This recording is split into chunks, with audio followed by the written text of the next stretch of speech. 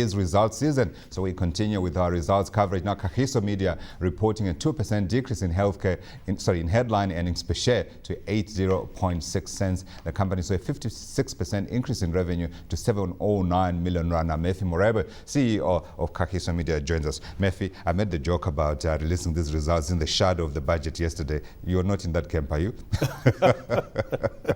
Not quite. I think as a media company, any reports from the budgets are always good for us. So but there's a lot in the budget that suggests that a significant amount of mining on our side of the opportunities that it might bring up, in fact, will be taking place. So. Yeah. Let's talk about those opportunities, because one of the issues the ministers yesterday was the allocation of more funds for DTT, I suppose for media companies, particularly within the broadcasting space. This is a big opportunity. It's particularly important, especially for Kagiso Media, which as a black-owned media company, we have been involved in the whole space of trying to get some better articulation of what opportunities lie in the DTT space for us. Sure. We've been primarily focused on radio over the years, largely mainly because of regulation. Right. And the DTT would offer some important opportunities for us, especially. Let's detail those if we can. What would it mean for Kagiso, and how big a transformation do you potentially see the group having because of this? Well, for Kagiso Media, it basically means that we would be moving into yet another platform, sure, and that is television, and where content, especially... You're coming to take us on? Maybe. Well, for success, you don't have to take anyone else up. It's about partnerships. I was hoping you would say you come and partner with us. Yeah. Okay, so there are opportunities on that front. Let's talk then, come back to this set of numbers. And as you said, it has been a difficult interim set of numbers here. The revenue up 56%, but core headline earnings per share just 9%. What happened? Well, I think that there had been a few once-off events that have impacted on that. But primarily, I think when one looks at where we are relative to the 12-month period that we'll be accounting for in June, I think we'll be able to come back on track, because clearly what would have happened is that where your core headline earnings as a measure that we now introduce in the calculation, it seeks to define what the sustainable part of our earning profile actually is, which is very important for investors, because on the margin, we'll be having activities that would take us up or down, but in the end, is really where the sustainability lies, and that's really what we're focusing on. Let's talk about where that sustainability lies then in terms of earnings prospects going forward.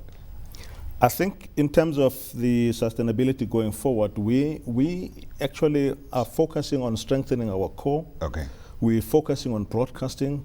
We're looking at investments that relate to content production, because when one looks at the pipelines that are coming, it is clear that we have to be in a good position as Kagiso Media to play in that space, because that will also help to, in fact, to protect our core, which is broadcasting and radio. Okay, so let's talk broadcasting and radio. Now, you're saying we have spoken about what's going to happen on the DTT front. Let's speak about radio.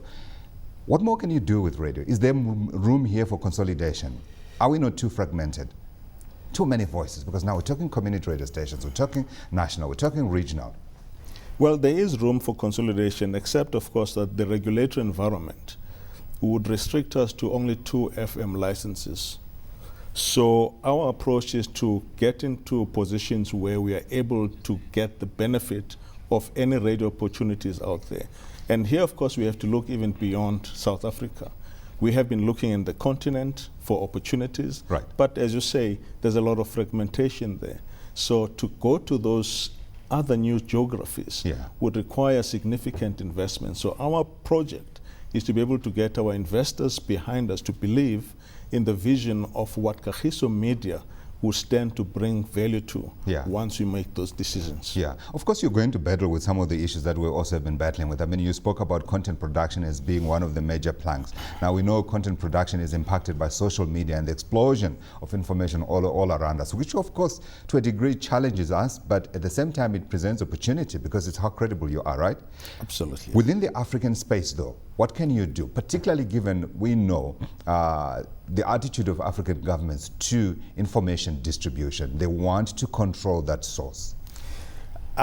That's Africa on the one hand. On the other hand, I think that there's a great degree of promise, as democracy, in fact, is a major issue of discourse in Africa. So clearly, where we are as Kagiso Media, like many South African companies, you know, the play in the next 10 to 15 years is on Africa. True. So as you could see, even international players are making their own moves in that context. So we I think, are in a better position from a South African perspective to find those partnerships and right partners that would enable us to actually bring our capability to bear on those opportunities. So you speak of partnerships. You're not talking acquisition. You're not talking going there and setting up an office. You know, I think we've been around the block a few times, and we understand that if one is to be successful in the continent, it is important to have good partners. It is important to be trusted, to be seen as bringing value and contributions to those assets. Mefi, before I let you go, perhaps just structure for me what a future KACISO would look like. I had DTT, I had content production, I had broadcasting, and within it, radio. Well, there's also information solutions, and one of our environments involves, in fact, the information services sector, which is very important. But of course, and here one looking for a mix of platforms that are compatible, that would actually enhance and live off each other, whilst at the same time ensuring that the sustainability of the core is not compromised.